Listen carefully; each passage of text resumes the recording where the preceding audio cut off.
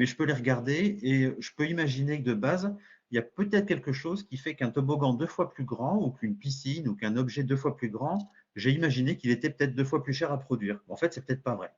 Si je mets ces indicateurs de chiffrage dans le fait de générer cette grande population de produits, casiers, toujours pareil, escaliers et autres, je peux regarder ces indicateurs et voir, constater par exemple les intuitions que j'avais, et puis ensuite en découvrir d'autres. Tiens, moi j'avais fait une population de 5000 piscines.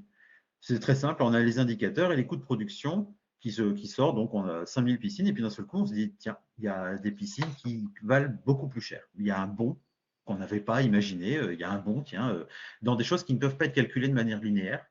À quoi c'est dû. Donc on observe, on trouve que c'est une raison de calpinage qui est assez difficile, assez obscure à imaginer tout seul, et qu'on ne peut pas mettre dans une réflexion ou dans une intuition simplement, puisqu'on n'a pas l'historique pour pouvoir en juger. Et donc, on a ce petit détecteur, et là, ça devient intéressant de dire, ah, qu'est-ce qu'on fait avec cette piscine qui est un tout petit peu plus grande? Ça se joue à 10 centimètres. En fait, soit on la garde au catalogue, soit on ne la fait pas parce qu'elle nous coûte beaucoup plus cher à faire.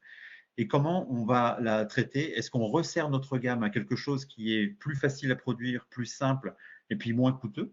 Ou est-ce qu'elle devient un produit qui est particulièrement sur mesure, et pour cette raison-là, parce qu'on a détecté justement qu'elle avait ce coût en particulier. Mais cet indicateur de coût de production, c'en est un parmi d'autres.